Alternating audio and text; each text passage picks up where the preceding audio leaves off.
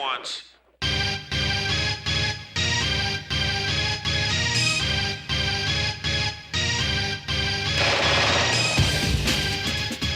Hi, I'm General Grudge, also known as Solo on Overwatch, and today I'm going to make the case for why we need leaderboards, at least in competitive Overwatch, on today's episode of Salty Soldier, Overwatch Apologist. So the absence of leaderboards has always been a sore spot for me when it comes to Overwatch, especially because of the large amount of toxic people in the player base. That said, I'd put the issue aside in order to address a different topic in this episode, but realized while reading a news article about Overwatch that the leaderboard problem is even more relevant than it has ever been. The other day, while browsing stories on Kotaku, don't judge me, Internet, I'm not perfect, I come across a story complaining about how some players in the Overwatch community have been perhaps unfairly punished and reported as griefers because they are choosing characters that their teammates feel are bad or are not the most helpful to the group's composition in the current meta.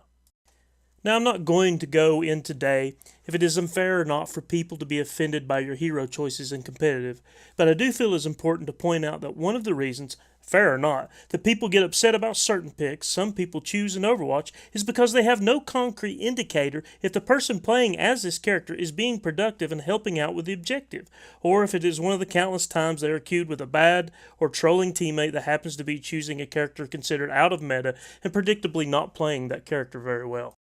I'm sure most of you have probably seen and possibly cheered one of those plentiful YouTube videos that pop up all the time, seemingly showcasing how some toxic teammates are raging and being salty over some Hanzo pick or Genji main, and then the video goes on to show that Hanzo, or whatever the pick was, begins dominating like some Overwatch pro on a Smurf account. Often I've noticed that what people tend to take from such videos is only the opinion that you should not instantly judge people for their picks and should embrace those picks unconditionally, because for all you know they could be dominating and carrying you and the rest of the team, and you might look bad for calling them out as they do so. But in my experience, I have never seen any of these people, be they posters on Reddit message boards, YouTube videos, or even articles by gaming journalists, point out the real problem, and that problem is that these teammates complaining do not have access to readily available information that would easily show if the teammate playing that hero they feel is bad is actually being productive or not. In other words, they do not have access to leaderboards. I mean, think about it. How many times you've been playing with a random group, and at least relative to the rest of the team, you've been playing exceptionally well, but still get called out for being the problem and being the one who is doing nothing to help and blah, blah, blah, whatever else nonsense these ignorant people rant over and over and over.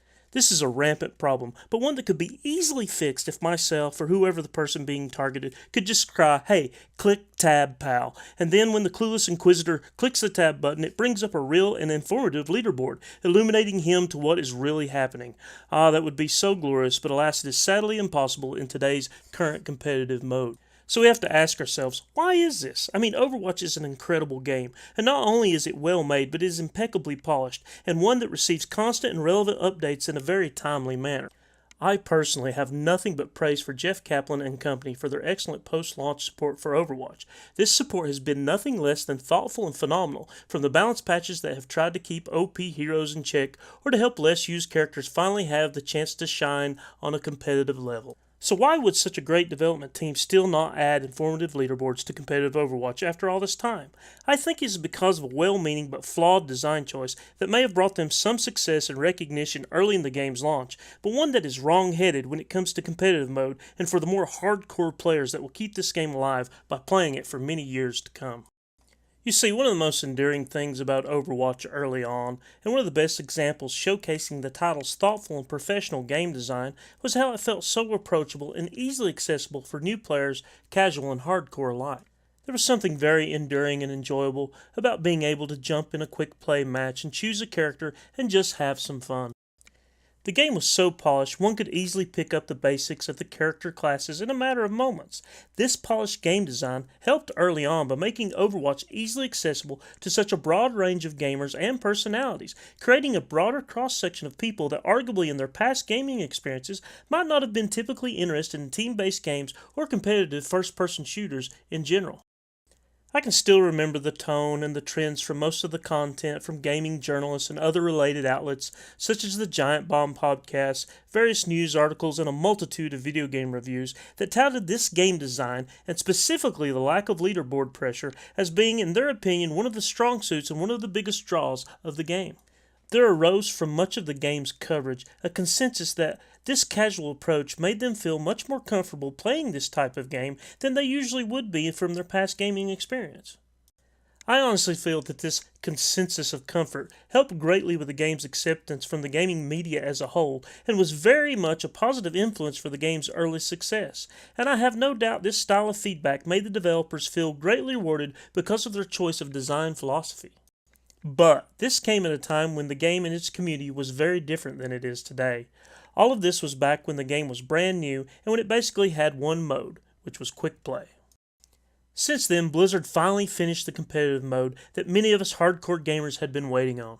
And I know, just judging from myself, once competitive mode was finished, it has made quick play superfluous for myself, and I've barely touched quick play since.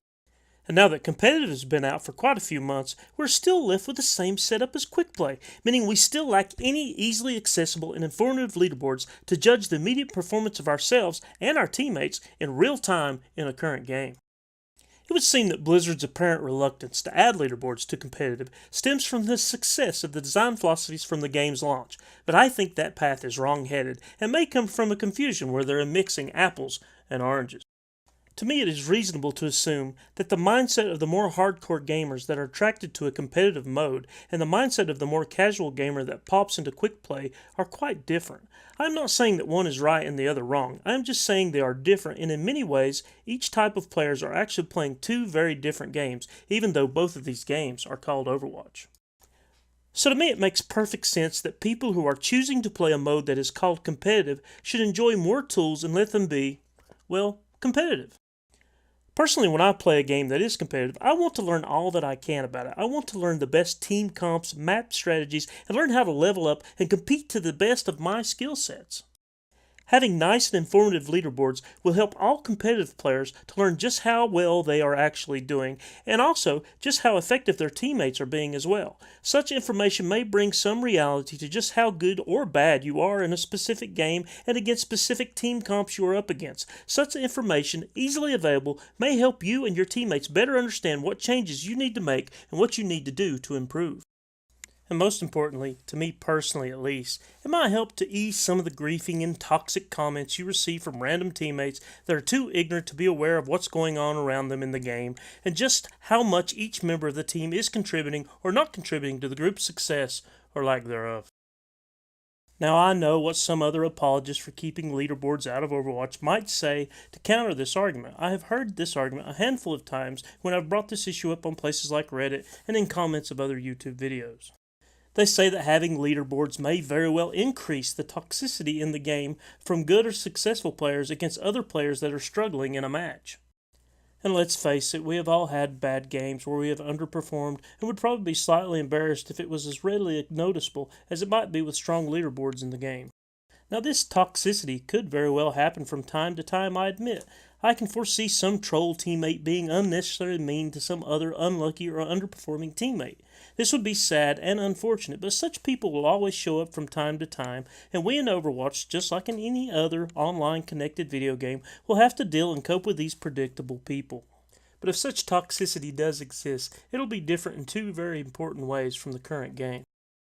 One difference is they would have to actually know what they're talking about. The person who may be ranting and raving will have to make valid points instead of the often groundless and ignorant nonsense such trolls usually use in the current state of competitive mode. And if they are wrong, if we have access to leaderboards, we will have the information to defend ourselves and make our points in better ways than just information about how many gold medals we have or don't have.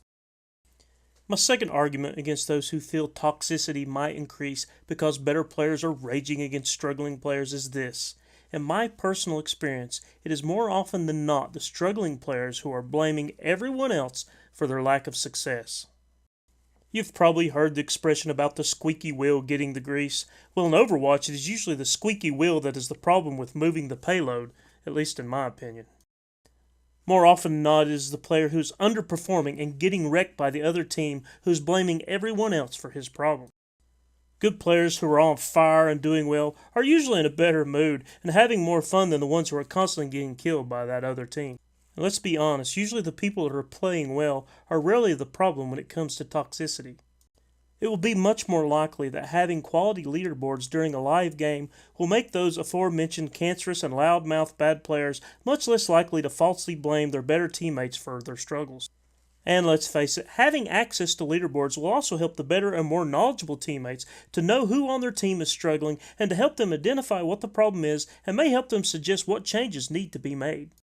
Oh, and let's not forget that leaderboards will not just be helpful for you as a team to address just how well you are doing. Leaderboards will also show you how well the enemy team is playing and point out the fact that sometimes you may just be playing better people who just happen to be having a great game and may be more skilled than you and your team.